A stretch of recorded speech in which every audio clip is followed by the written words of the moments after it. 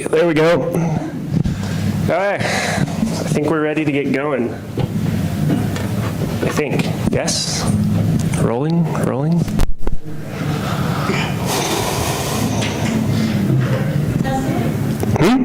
Test. I've been told I sound like Kermit the Frog when I talk into a microphone. Is that true? She says yes. Hi-ho. No? Yes? You guys let me know when I'm supposed to start, because good to go? Okay, so we're going to talk about a few things today. I have a curiosity here. How many people here have ever seen a TED Talk? Quite a few of you. That's good. Okay, so there's a formula to most TED Talks. They literally coach you up on saying, okay, basically, here's what you have to do when you do a talk in front of people, especially if you're somebody like me that is not really the best at talking in front of people. So they tell you, okay, here's the deal. First thing you got to do is you got to come out here and you got to show them something and you got to wow them. You got to be like, I'm so impressive. I'm definitely an expert at something. You guys should definitely trust everything I'm about to say, not question it, and listen to me, okay? So you have the wow factor thing. Then I am supposed to tell you everything that we're going to talk about in this talk. And then at the end, I'm supposed to do a compelling call to action, okay? So nobody feels manipulated. This is the adventure we're about to embark on together, okay? So I'm going to start out with some slides here because it's PowerPoint. This is me. I'm going to start out with what we're going to cover. And here's what we're going to talk about, like I just said. First, I'm going to try to tell you that I'm remarkable, so I have credibility. Then I'm going to explain that I'm actually not, because the whole entire point of my talk is you don't actually need to be remarkable to do interesting things. And then I want to talk about how you guys can do them as well. And then I want to talk about how our community can do them together. Okay?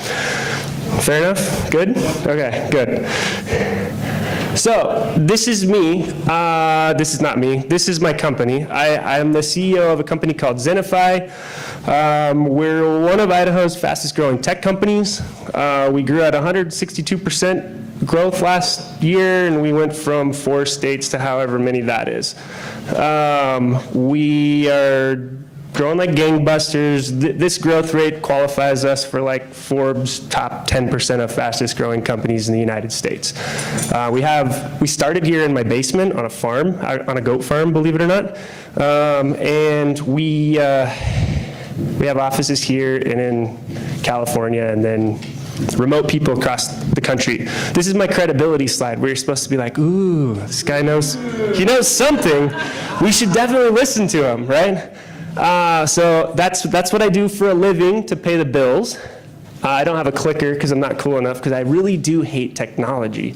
And then this is my credibility checklist. This is the other slide. Okay, so I'm CEO of a multi-million-dollar tech company. Woo, got that out of the way.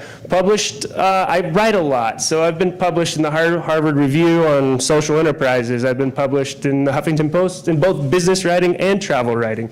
I've been published and jointly wrote with UNICEF an article, a medical journal, like a peer-reviewed medical journal article on vaccine, global vaccine supply chain security and how to monitor it remotely. And that we actually changed the standards for the World Health Organization on how they secure vaccines in developing world countries. I've led I've led a few global workshops with all the major agencies like UNICEF and the Clinton Foundation, the Gates Foundation, and all those guys on how to work better with technology and improve supply chain through data, essentially.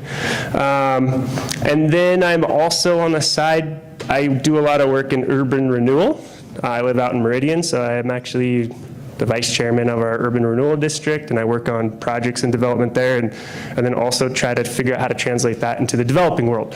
So this is me. I'm a little bit of a weird person, but essentially all I've had is a tech career, and then I tried to figure out how to use the really boring stuff that pays the bills to take on more interesting projects. So this is kind of my credibility checklist.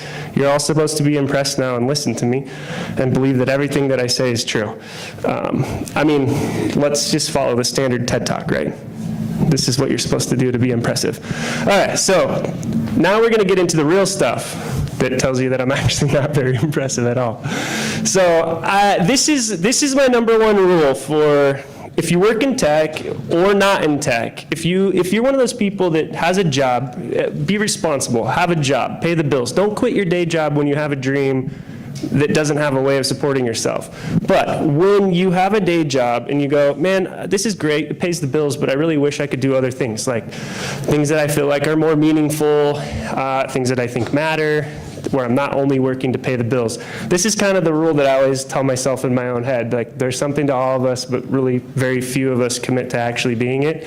So the number one rule, we're really only gonna cover 3 rules in this whole entire thing. Rule number 1 is, if you want to do something with your core career and your core skills, you kind of have to commit to like a long-term plan. And I'm going to talk you through that. And this is where all of a sudden I start to look really pathetic. Okay, so this is me. I'm a fairly unremarkable kid. I was extremely dyslexic, not particularly great at school. I grew up homeschooled, by the way. So I basically have already won, because I can stand here in front of all of you and talk and maintain eye contact sometimes. I mean, if you've been homeschooled and you can do that, you're winning. So I grew up in low-income housing. I was homeless for a while, actually. I think this was like that period of my life. That might be why my shirt is so dirty. And I never went to college, or at least I never graduated from college. After that, my claim to fame at this stage of my life was I sucked my fingers till I was 11. I eventually quit due to peer pressure, and I wrote everything backwards. I couldn't spell, still can't spell. I'm pretty sure there's probably a spelling error in this slide deck today. Yeah. Extra points for whoever finds that. And probably my greatest claim to fame by my mom at that stage was she said I was a good snuggler. I wasn't like doing crazy algorithms at a young age. Snapshot at 18, fairly average student, fairly average surfer. My claim to fame back then was, well, so cool, I grew up in California and I was a surfer, but it turned out I only had 2 friends that I surfed with, and they were both a lot better than me. So my claim to fame then, at that point in my life, 18, I was the fastest bagger at a local grocery store. And when they hired me, they said I was too scared to talk to human beings. And when I left, they said I wouldn't shut up. So I'm just trying to demystify something here really quick. Once we get to how do you do these crazy things, normal people do crazy things. I don't really actually believe in this idea of heroes or great people do great things. I think average people do great things. It just depends on how you approach it. So let's jump ahead. Snapshot at 20. I was phone tech support at HP. This is not a glamorous job. I worked there. I started working in tech because they paid $11 an hour, and I thought that that was what rich people made at that point in my life. That's when I moved to Idaho. Claim to fame at that point, I had a really crappy car, so it kept breaking down, so I ended up staying up 4 nights and 3 days in a row, working on my car to be able to get to work. And that was all that I had done with my life at that point in time. I did not go into tech because I was tech inclined. I went into tech because it was the only thing I could find a job at that actually seemed like it paid well. Then after 23 is when I started to figure out how to try to channel what I was doing to get to where I wanted to go. So 23, I was a printer tester. I was working on HP's multifunction printers, doing scripted testing, also not a fun job. I eventually got promoted out of that and became a test engineer, and that was when I started to learn to write code. And I also started to work with pretty large data sets at that point in time. My claim to fame at that point was I turned one of HP's multifunction printers into a dating app for one of my fellow employees that always dated horrible people. So when he came in to do testing and it had a little like 4 by 9 inch screen, instead of having a printer screen, it walked him through a dating algorithm that basically just said, don't date people only because you think they're attractive. Maybe check if they're a jerk first. It was a little more complex than that. But I do believe it might have been the first actual digital dating app, because that was like 20 years ago. Okay, not quite that long ago, but almost. Anyhow, moving along, snapshot at 26. So at 26, I had to pivot out of doing all of that because they offshored all of that to India, and I was going to get laid off. So I had to go into sales. Phone sales, okay? So I went into phone sales. I was the #1 salesperson for like 3 years in a row. I started leading pilot projects for scalability solutions. I was building out our CRM because our CRM sucked, and essentially started building tools for a sales team. That kind of got me into getting a promotion into marketing and campaign operations, if you would believe it. And then I was running marketing for about $1 billion e-commerce operation. And then I got promoted to biz dev at HP. So I ended up working at HP for 14 years, 14 very long years, of about 3 of which that I felt was pretty interesting and challenging, and the rest of it was fairly boring. But here's the deal.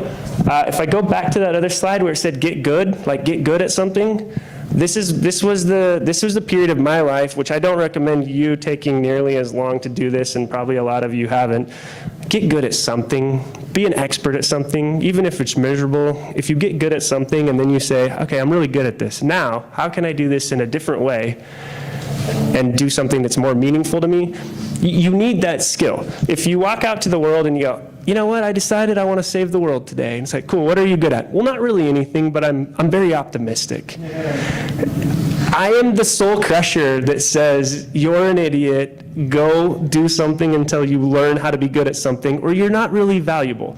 Unskilled labor and unskilled volunteers are exactly that. They're unskilled, and in my experience, they're more of a liability than they are a bonus. So when I did this was a point in my life where all of a sudden I actually started to become an expert at things. I was doing massive data sets at this point. We were launching campaign web pages and stuff like that that were taking 5 million hits in a day, and you're analyzing traffic and you're increasing close rates, and you're really just kind of becoming a little bit of a data scientist without having the degree. So my claim to fame at that point in my life, still, I was the #1 salesperson. I had a mohawk, and it was because at that point in my life, I was terrified of like becoming the man, and I worked at HP. So I had a mohawk. It was just like my own silent rebellion. I realize nowadays how immature that was, but it was the only thing that I was actually famous for at that point. And then that is when I started my global health consulting career. So here's the pivot, and we'll get into not talking about me because that'll be a lot more comfortable now. The pivot was, I had done at that point in my life, in almost 12 years at HP at that point, I'd done project management, I'd done sales, I'd done marketing, I had learned how to work with massive data sets, I'd done cloud conversion software from getting people off of old archaic systems and into cloud-related CRMs, I'd done coding to build them out. And I had all these random tool set, and I had no degree, which was funny because HP at that point still didn't respect me. When I had to apply for a job, I was like, well, you don't have a degree. I don't think we can hire you for this. But you had accumulated skills over 14 years. And I said, I want to do more than this. So I started for literally years looking for opportunities of stuff that I was interested in. And I had also started to travel. So if you're interested, I'm going to use a bunch of cliches here, so you're going to have to forgive me. But let's say you're one of these people that's like, I want to go to Africa and I want to help poor people. Okay. I think that this is really interesting because I've been to over half the countries in Africa, and I've done a lot of work in Haiti as well. I meet all these people that literally are getting off the plane in Africa for the first time, and they have a t-shirt. Actually, my favorite story, I think, is Haiti. I was on a plane to Haiti, and there was 30 people on the plane that had this white t-shirt with red lettering, had a map of Haiti, and it literally said, "Hope for Haiti." And it was all teenagers. And I was like, these guys think that they're the hope for Haiti. I've been to Haiti like, I don't know, probably 8 times at that point. And this was like after the earthquake. And we were in the middle of a cholera epidemic where people were just dying everywhere, every single day. And I had a bunch of teenagers who'd never been anywhere with no skills getting off the plane with a Hope for Haiti shirt. And I just thought, you are so annoying. Like, everybody in Haiti sees you and just is like, please leave now. You are not the Hope for Haiti. You are not going to do anything of value, and you don't know what you're doing, right? And I'm a jerk. I will tell you that I'm a jerk, but I have spent so much time in the developing world, and I have seen the harm that people with good intentions and no skills do. We only do harm when we do that. So this was a period of my life where I call it boot camp of turning tech into results. One aspect of it was if you want to go like work in a third world country, go there the first time. Don't even try to pretend that you're going to help anyone. Just go there and be like, cool, I'm in Haiti. Do I know how to operate here? Am I going to get killed because I'm going to do something stupid? Is everyone going to hate me because I do something stupid? Am I going to think that they speak French when they actually speak Creole? Am I going to learn the basic words that I need to get by? How do I get around, right? Go learn to travel. You know what I mean? You want to go save the world, start doing your homework and go travel in the developing world, and then for fun. And some people feel guilty about that. It's okay. You're doing a lot more good for the world being a tourist in the developing world than you are going there trying to be a liability and saving it. Because you're going to go there and you're going to spend money, and that improves the economy. So at the end of the day, I had a project in Haiti that was 2 years long where we did an audit on the entire vaccine supply chain to identify where it was failing, and it was failing over 70% of the time, and then fixing it. And me and the main other guy that I worked with on that project, we always reassured ourselves, because it was complex, and we weren't really sure we were actually going to be able to do anything. We always reassured ourselves, because we were like, well, in a worst case scenario, we've had to drag a ton of engineers here and a ton of people here that have spent a lot of money on food, drinks, hotels, travel. If nothing else, we've contributed to the local economy. So you can always rest assured on that. But tangent. So this was the period where I said, I know tech, I want to use it for something else. Global health is my thing. I don't expect it to be your thing. The trick is to recognize a pivot, to recognize how does a skill set that you've been taught your whole entire life to use in e-commerce to try to convince people to buy a pink laptop. How can you use that same knowledge to fix a significant problem that'll actually save lives or solve a problem? I've worked with people at our work. We encourage them to kind of take on passion projects and use their skills to do it. I have people that's passion projects is working with the Humane Society and improving adoption rates and communication and the marketing platform that they use for sending information, right? I have people that work with homeless people. Everybody has their passion projects, the things that they care about. I'm not telling you to have mine. I'm just telling you understand the pivot at the point where I said, I understand big data sets. Where can I use that information and project management and process building to do something that is meaningful to me? So I started traveling. I kind of learned how to travel in the developing world with my brother. A great way to do that is find the cheapest flight that you can. Don't go to Africa the first time you've ever traveled someplace that's not America. We bought a one-way ticket to the cheapest country that we could find in Eastern Europe, which turned out to be Bulgaria. I didn't know where Bulgaria was, by the way. I just looked at a site and it was like $240 to fly to Bulgaria, done, one-way ticket. So we bought a one-way ticket. We had $700 between the two of us. Thank God he was a good musician, so he could play on the street corners and we could make enough money for food and beer. I do like beer every day. And we essentially ended up hitchhiking through 15 countries on $700. That was the boot camp that I used that taught me every single skill I needed to know to operate in Haiti and in Africa. And I've even operated in some, this sounds over dramatic, some minimal war zones. And it taught me every skill I need to know. In Haiti one time when we had to go to every single health clinic in the entire country. We got out to one that was out in the bush. When we tried to come back, the bridge had got washed out, and it was me and a couple of my buddies that had all done dirtbag traveling, and then it was a couple people from UNICEF. And you should have seen the panic in their eye when they realized we're stuck in the bush and we're not getting out of here till, it was like basically flash floods. You could drive through the river. You can't drive through the river when it's a flash flood. 24 hours later, you probably get there. You have to start setting the building blocks to be there. And when you show up, people look at you and go, I think he's legit. He seems like he could handle this. You have to build that stuff. And nobody ever thinks, it's just like one day we think we arrived. It's like, well, I'm doing a bunch of normal stuff, and today I decided I'm going to save the world. And you're just like, well, unfortunately, it's how most of us are approaching it, but unfortunately, it doesn't work. You have to have a plan. You got to start working towards this. So I'm going to jump to whatever the next slide is. Okay, there we go. So 32, this is me. Tired of being bored at HP, I started my own company. I convinced my boss and a coworker to come with me. I had no exit plan. I didn't know you were supposed to have an exit plan when you start a company. I'm telling you, I'm not the brightest person on earth, okay? We had one customer, and we worked about 60 to 80 hours a week. I did not quit my day job, so I worked all day at HP, and then we'd work most of the night at this until we finally were able to quit HP and transfer over. My claim to fame at this point in my life, if you haven't figured out, these claim to fames are mostly trying to explain to you that, like, you don't actually have to be an exceptional person to do things. So while building this company, we started this company with the whole idea of we want to be able to build a company that's profitable, and then we want to be able to do side projects like the ones that we care about, and we want to be able to see them to completion.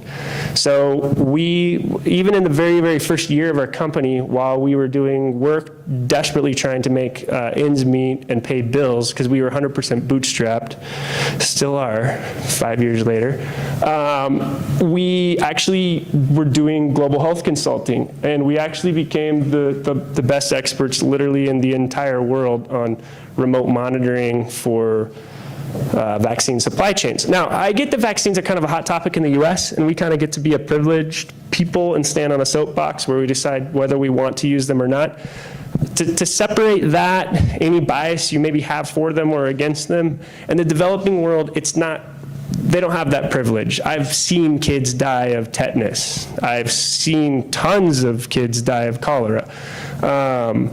In the developing world, this stuff just kills people left and right. They don't have the health system to fall back on that we have, right? So vaccine supply chain, whether it's a hot topic for you or not here in the US, if you can separate that for half a second, in the rest of the world, this either saves lives, and if it's broken in any way at all, just people die, and people die in huge numbers. So we actually did a bunch of projects in Africa, but in easy countries like Kenya, that have really good health systems for the most part and are relatively very stable countries. So we decided, well, this isn't that hard. Let's go do it where everybody says it's impossible. So that's why we took on that project in Haiti, and that's kind of what established us as kind of like the world's experts on that. That's why we have medical journal articles published, even though I don't have a degree and I'm definitely not a doctor. But yeah, so we ended up having to do the workshops around the world to teach people how to implement the system. Those systems have been implemented in probably about 20 countries at this point in time, and those systems have saved tens of thousands of lives in each country and well over 1 million lives at this point. But that was our company. The whole entire point of our company was, let's use tech, the thing that we know really well, to make money. Now that we're making money, let's use the same skills that we have to go solve problems that we care about.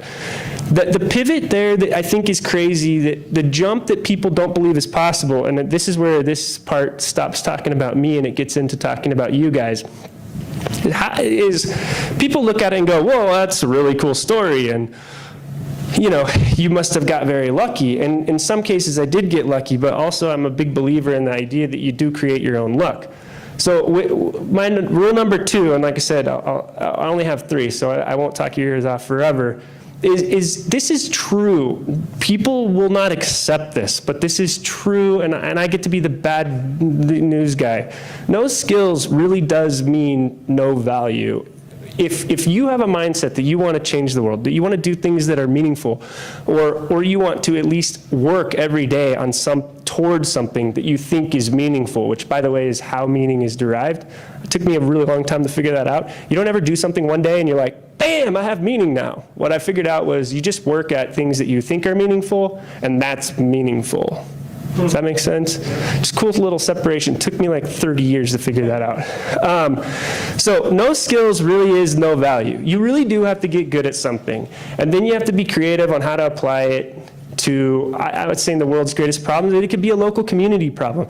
With the work I'm doing in urban renewal, we had an urban renewal agency for over 10 years that had never been able to successfully attract a single large development. I thought that was a worthy problem to spend time on, so I went to work on it. And now we have the largest development downtown Meridian's history getting built, actually. You can do it, you can use it for your local community, you can use it for a subset of local humans that are just people that you care about. You can do it for all of the valley. You could do it for the country. You could do it for the world. Doesn't matter. You still have to have some kind of skill, and you have to be creative on how to apply that skill. So this is kind of what I was talking about.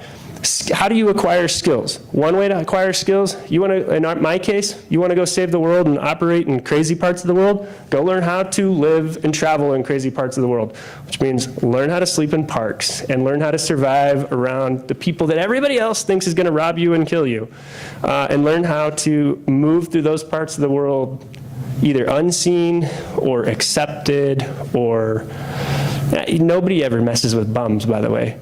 Number one tip for traveling in poor parts of the world where you want to work on projects, just look poorer than everyone else. Nobody will mess with you. Grow out a beard, look ugly, don't shower.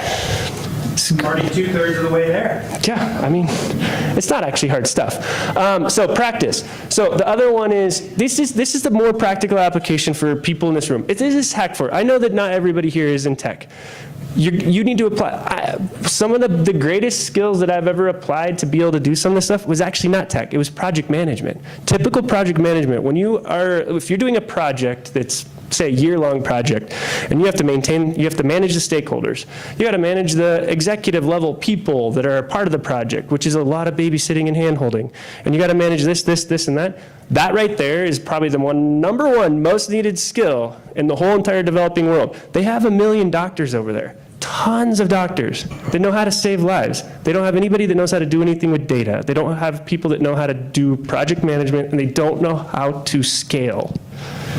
If you have those skills, you can make a difference in that world. You have to just sit at the door and hammer on it until they let you in. And this is kind of some of the ways to do that. So this is an example. If you can build apps, you can build apps that can save lives. This is an app that we built for Haiti that monitored the whole supply chain there. If you are a person that's a UI, UX person, you can save lives. This was a huge deal with this app because about 90% of our users did not read. So we needed an app to monitor the entire supply chain of Haiti that was basically icon-driven and picture-driven, right? So we had these guys go and build us an app that just was maps and dots and alarming things, and then we did training so everybody knew what was going on, even though they couldn't read whatever it said, right? So that was an app that we built, and it worked really well. So if you're an app builder, you can do this. If you understand everything about apps in the US right now that sell is the UI, it's the user experience, it's how cool does it look.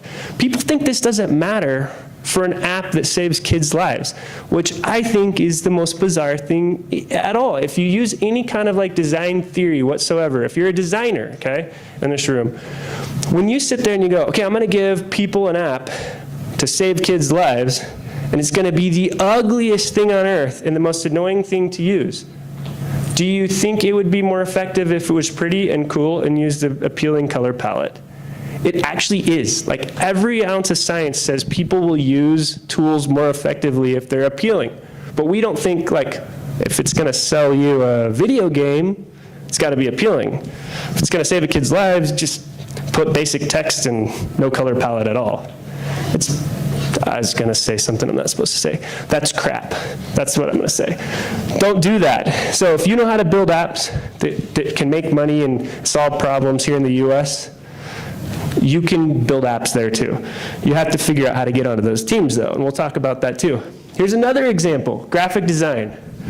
Trying to get people to focus on the right problem rather than the wrong problem is amazingly hard. So we had to figure out how to go do all of our research, and then we had to go turn it into really pretty infographics. And these are all things that people don't think matter. But think about the project management example that I gave you. My company does IT consulting.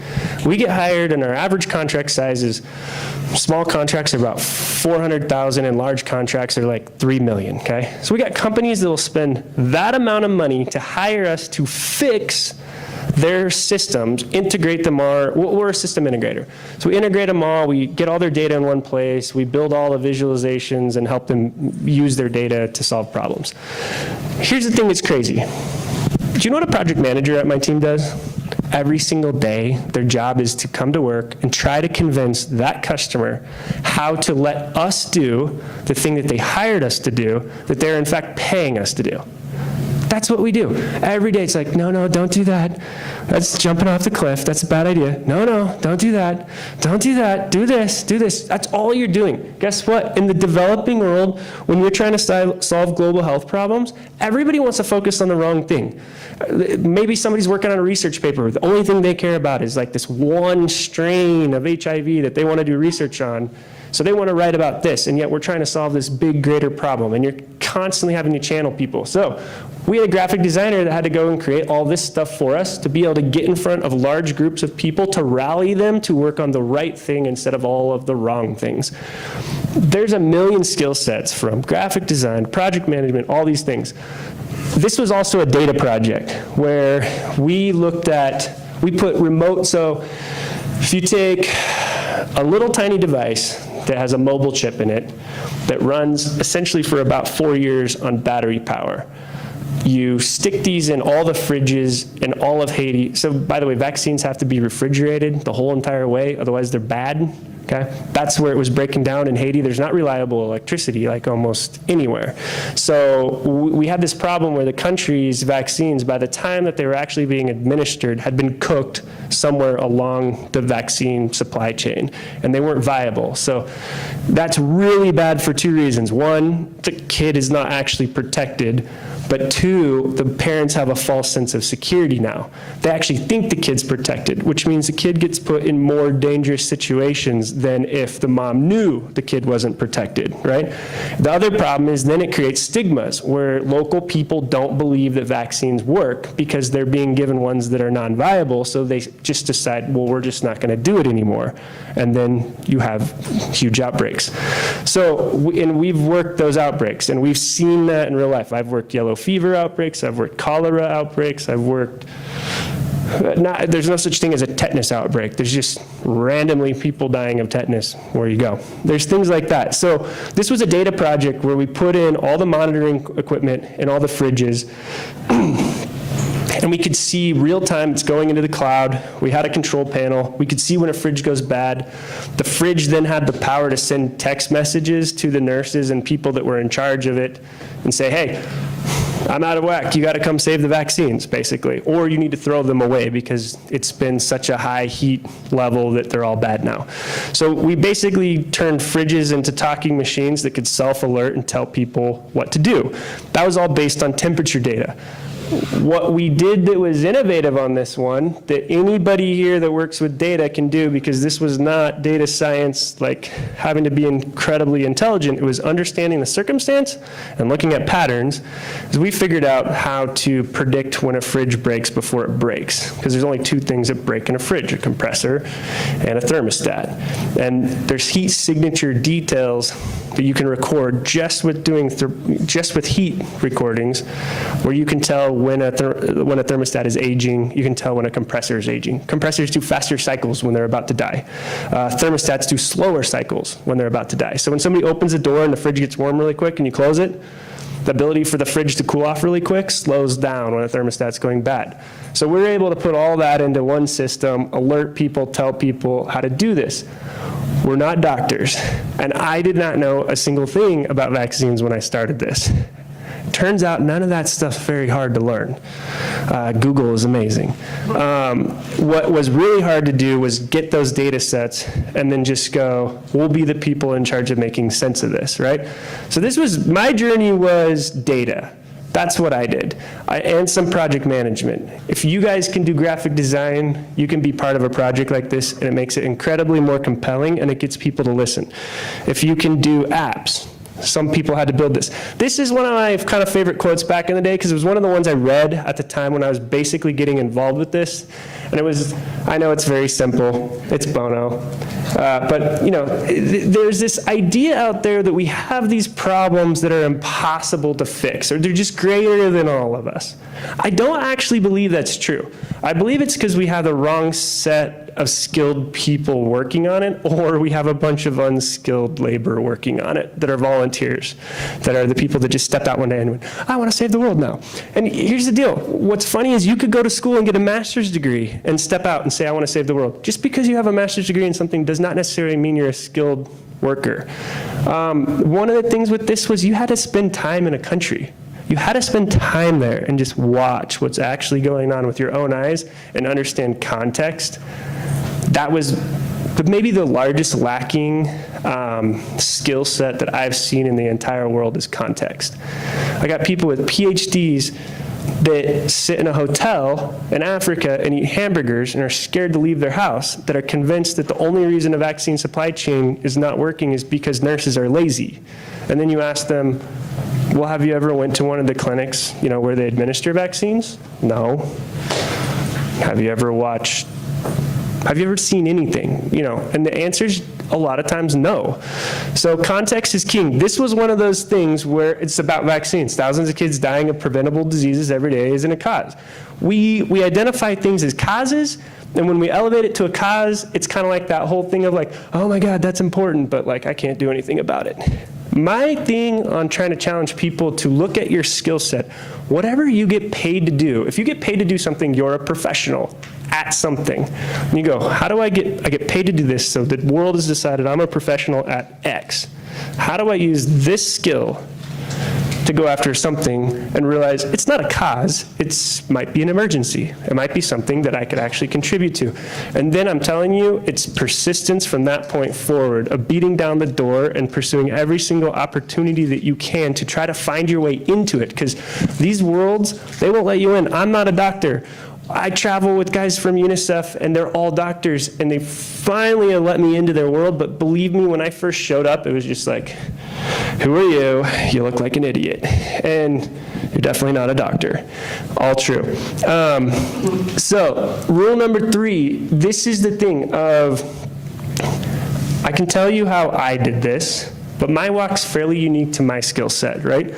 I can tell you how if you want to do this, you have to figure out what your skill is, and you have to figure out how to market it. But then this is the way that you truly end up getting there. It's the networking piece. You have to look at it, and you have to have some level of clarity of how you can apply your skill to go work on problems that you care about, and then you've got to network like crazy. What everybody's getting wrong with networking nowadays, I'm the CEO of a company. When I have a junior developer that's in the interviewing process, and they start sending me 20 messages a day on LinkedIn, this is not effective networking. That is not what you do in networking. Networking is not this thing where I sit on somewhere and I go bug people because I only need something from them, right? I'm a big believer that that's never actually very effective. So I really think that networking is this thing that we're supposed to do to collaborate and become more than the sum of our parts. So when you find somebody that you go, this is a target that can help get me into the world where I can use this skill that I make money on to solve this problem that I'm passionate about, you have to sit there and you got to put on your hat for a second. You go, I need to find a way to appeal to this person. I need to meet some of their needs because I'm pretty much asking them to meet some of mine, right? So networking is key, but networking the right way is super key. I remember early on when I was trying to find my way into a world of working on stuff that I cared about. There was this guy called, it was Colonel Hughes, I forget his first name, and he oversaw a lot of stuff in transition. He was a big outspoken person on that the transition that we did in Iraq was not smart. And then he ended up going to the Institute of Projects of trying to get into conflict zones and trying to figure out how to resolve core issues that were the core of the conflict rather than what everybody saw as the conflict. So I was like, I want to go work for these guys, but of course they won't even talk to you unless you have tons of degrees and all sorts of stuff. And I remember I just kept, I hunted this guy, I figured out, I did my research, so I knew a lot about him. I knew his angle on how to approach these things, and I just started bugging him until he finally responded. And what I eventually did, this is a bad example, but I eventually learned was like, that is actually not the best application of my skill set, but I actually got the guy to talk back to me, to agree to meet with him, and a bunch of stuff. But it was I had to do a ton of research to where by the time that I was talking to him, there was no chance that he was going to look at me and just go, God, another idiot. It was like, no, I understand that you're trying to deal with things this way, this way, this way, and this is how you believe we should resolve conflict, and this is the area that I've done a lot of work in a different part of the world, and this is why I'm interested. And at that point, it was just like, okay, that sounds interesting. Let's have a conversation. So you got to do your homework. You can't just show up unprepared. So networking is the key to how to do this. In my world, just to give you an example, I will tell you need to catch breaks, but hard work creates breaks. It's weird how that happens. And you need to find like-minded people. So this is me and my co-founders that started our company way back in the day in our 2-room office. We caught a break. When I caught a break in global health, it was because there was a senior vice president at HP that I found out took a sabbatical because he was actually a medical doctor, which was really weird because he worked in tech. And he would take a sabbatical every 2 years, and he would go do like emergency room type care in Africa, and he'd actually started a school down there. You know, he's kind of one of these random people that had just done a lot of different things. And he'd just done an insane amount of time in country, which was important to me. There's a lot of people that will stand up here and instead of telling you that they're trying to make themselves sound impressive like me, they will tell you that they're impressive, and they will tell you one story of one cool thing that they did, and the world will be impressed. But the reality is they have not spent the time in the country to understand the problems, to know, to truly like know the things. So if you want to go network and you want to get into one of these areas of the world, go find somebody that's put in the time, that does truly understand context, and then hound the hell out of them. And that's what I did with this guy. Hey, I heard about this thing that you did. That's amazing. And he kept talking to him about it, kept talking to him about it. And then finally, he decided on his own that he wanted to do a thing within HP, because HP had this social awareness and responsibility program. He said, I want to lead a social responsibility program for HP to go contribute to some of these projects in Africa. So they asked for volunteers, for project managers. So I said, me, I'll go. And it was like 200 people that they asked, and I was the only person that raised my hand. But the problem is, like, I was very young, and they wouldn't send just me to Africa. So I needed somebody else to go, otherwise it was like going to get called off. So like I convinced one of my friends, I was like, you don't have to do any work, you just get to tag along for free. Just come with me. And he's like, okay. So I literally got stuck on a plane to Africa in partnership with the Clinton Foundation to work on a program, a solution for early infant diagnosis of children with HIV. I didn't understand anything about what I was going to get into, okay? But that was my break, and I took advantage of it in every single way possible. They had like scheduled a safari for me while I was down there, and I ditched the safari, which turned out to be a big problem because they thought that I had died. So I ditched the safari and had a driver, and we were like going out to rural clinics and just doing research. So I just took advantage of all the time that I had to get every ounce of experience that actually mattered. And that was my break. And it took like 2 years. See, that's the thing. People think this stuff happens overnight. It takes commitment and it takes some intention. Intention is this funny word that doesn't really make sense because it's like you intend to do something, and that sounds like procrastination. But intention matters. You've got to identify a target, and you got to realize it could take 10 years, it could take 2 years, it could take 2 months. But you have to keep having a plan and steps towards it. And you've got to go, okay, this person I hounded and I didn't get in. Who's my next target? I don't see people approaching this in a systematic way. But here's what I would tell you.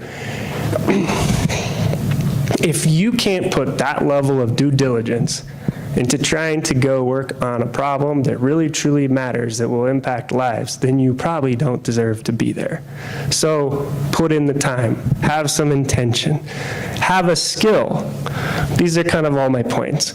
I don't even know what I have after this. I think we might be done. Oh, call to action. That's right, TED Talk. You're supposed to have a call to action at the end. I just went ahead and called it call to action, so I didn't actually, I'm not a very big fan of just purely manipulating people, so I figured just say what it is, right? So I've always had this thing. This is another one of my little things that hounds me in my head. So there's this thing of like stepping out, believing that you can do this stuff. Take a tech career and turn it into this like adventure and go solve problems around the world. It takes a hell of a lot of courage. But the funny thing is, courage doesn't do anything.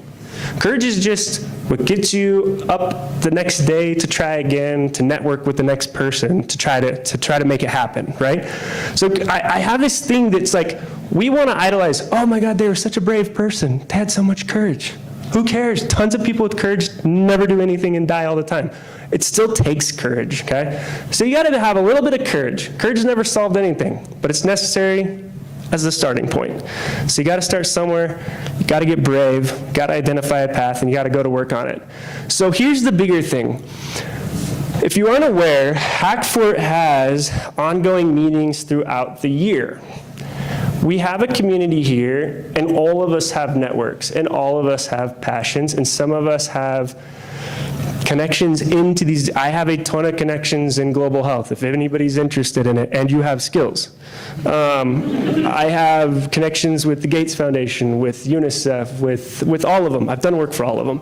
I could introduce you to senior people at all of those. I can tell you a whole entire project where you could go, actually, we know how to do that, and we can just write a paper on it, take it to them and go, hey, that one project that you have, let's just go ahead and we'll do that for you.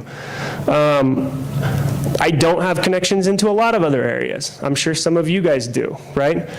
But as a community, one of the things with my company is my company's doing very well. I'm working myself out of a job every single day. This is my wife. One of my other greatest accomplishments was convincing her to marry me. So should have put that in the wow factor. I know, yeah, claim to fame. I, a homeschooler, talked a girl into marrying me. So what I would propose, and it's a little bit of a call to action, and it's a little aspirational at this point, and I'm kind of coordinating with the Hackfort community and leaders, is I think we as a community need to try to do this together. So if we use some of our Hackfort sessions as, you guys realize there's going to be work involved in this. It's going to be figuring out, okay, who all is here that would like to be involved in this kind of thing? Cool. What skills do you have? Am I out of time? Okay. Yeah, at that point, it's what skills do you have and what types of things are you passionate about? And then the brainstorming comes down to, cool, you're passionate about something that I don't even know anything about. That's not global health. Do we have a network? Is there anybody here that has a network to tap into that? How are we going to approach it? How do you fund things if they need funding even at all? A lot of this stuff, almost all this stuff we didn't get paid for. Almost all of it we bootstrapped and did pro bono. But I think that our community, if we started walking into some of these meetings and we said, hey, it's Hackfort. We're all a bunch of nerds that have a bunch of high demand skills right now. How can we start using these skills to solve real problems? And how do we help each other with the hardest piece, which is the catching the break piece, which is the networking piece, and which is the conceptual piece of we have these skills and we're going to go attack that problem. How do we do it? So that's the call to action here is essentially we want to use some of the future Hackfort sessions to try to bring people that are interested in this kind of thing together. We want to talk, we want to brainstorm, we want to try to come up with some ideas.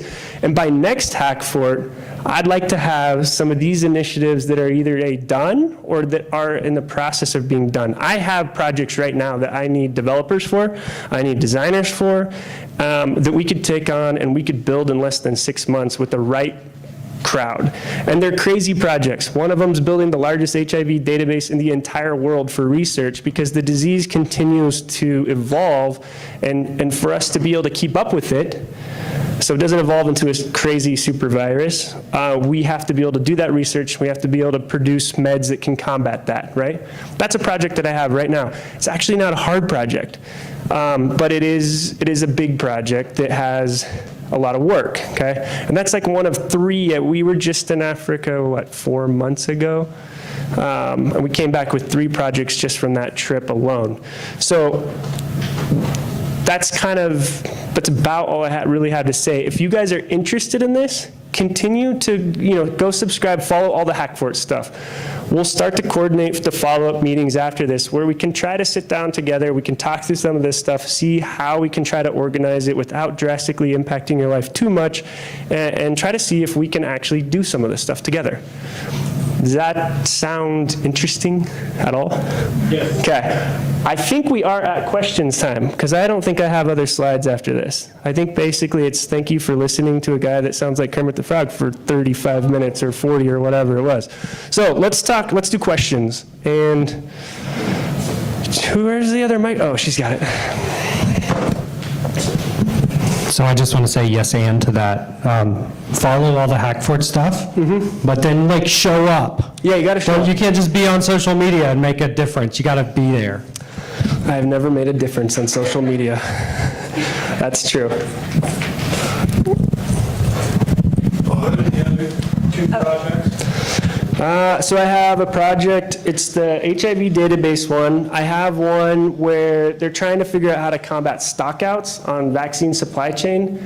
And stockouts are really problematic. Again, it's a stigma thing. When people show up to a clinic with a newborn baby to get a shot and they say, oh, I'm sorry, we're out of that, they generally don't ever come back.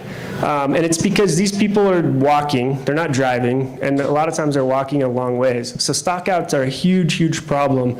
And the belief right now is, well, stockouts are whack-a-mole. They just happen and nobody knows why. And I don't believe it, and I have the data sets to analyze to try to start to figure it out. And the thing is, they've never measured stuff like seasonality and velocity.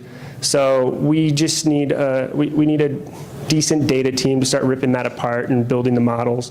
And then the final one, so we have stockouts, we have database. Oh, yeah. So there's a first of its kind oncology medical, like imaging clinic in Kenya that's doing really well. They've never had medical imaging that's accessible to the poor, ever. And that's around anything, by the way, but specifically around oncology, it's a huge problem because they have a lot of instances of cancer, more than we do because there's no emission rules. Everybody walks on the side of the road, breathes that stuff every single day, so like lung cancer is huge there, even though smoking is not, right? So the oncology clinic needs a lightweight electronic medical record system. Because that's all the ones that you can buy out of the box, we'll just use this. It's all made for Western worlds where it's like has billing software and it has all this weight that's just way too complex to use in the developing world. So they need a lightweight EMR. So those are the 3 projects. Question here. Yeah, so first I wanted to appreciate you for talking about the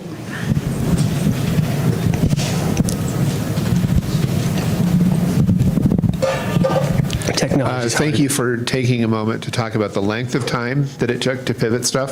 Yeah. I've been in software development for 20 years, and it took me over 5 years to transition my consulting business to only working on sustainable projects and things in fuel efficiency and efficient lighting and stuff like that. Mm-hmm. Could you briefly talk about the things that you had to say no to on the critical path and how you recognize those projects that you need to say no to?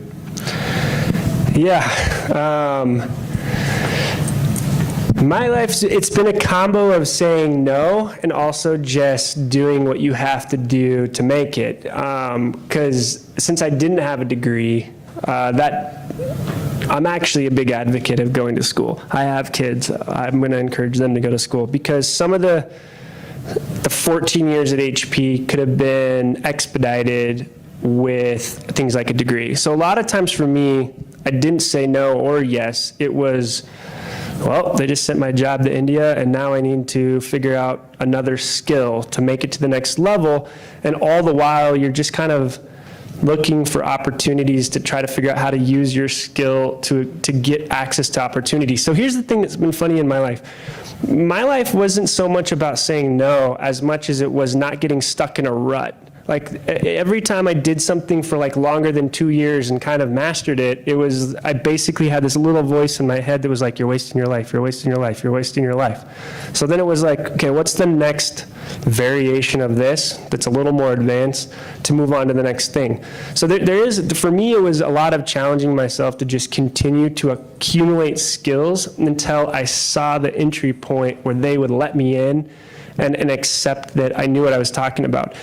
There is some stuff, I got some dumb anecdotal stuff in the same vein that you're talking about that I actually think is really important.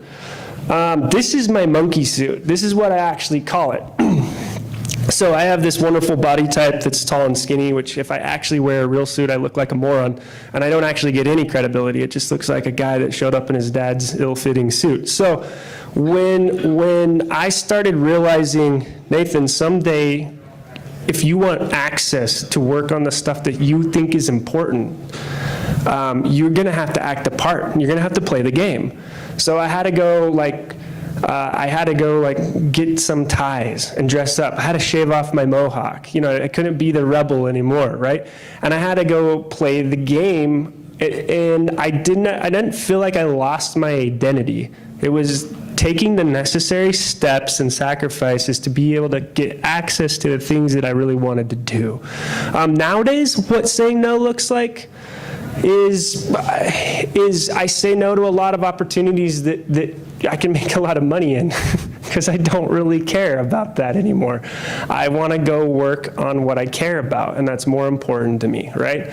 So sometimes it was just, actually, here's the biggest no I had to say again and again and again. When I worked in a job that I hated, because it was boring, and no matter how much I fought and tried to get them to allow me to do interesting things, they wouldn't. I didn't quit. I'm a big believer in don't quit your day job. Put in the work, put in the time, build the expertise until you have the next step in your plan formalized, and then move on. I got way too many people that work at something for a year, and it's like, I'm not saving the world yet. I quit. I'm out of here. And you're just like, okay, well, that's great. And it's your right as a human being to quit a job that you hate. But for me, saying no was putting in the time. It really was. Putting in the time till, a year in, I knew what I was doing. 2 years in, everybody was like, oh, he knows what he's doing. And I had to waste a year to get there. You know what I mean? So your questions, that's a very deep question. And you can talk about that for like 2 hours because, yeah, sorry. Oh, yeah, that's a deep question, and you got to put in the time. This is the only thing I can tell people. It's not your right to be able to go out and save the world. It's something you have to go earn. And by the way, you're not going to save the world, but you might solve a really important problem. Anybody else? We're almost out of time. I know Lego thing is next, so we got kids that are probably going to be coming in and pounding down the door any minute. Pay attention to Hackfort. Come to the next invite. It'll be smaller, probably more intimate. We can all talk and chat and catch up and talk more about this. But thank you guys.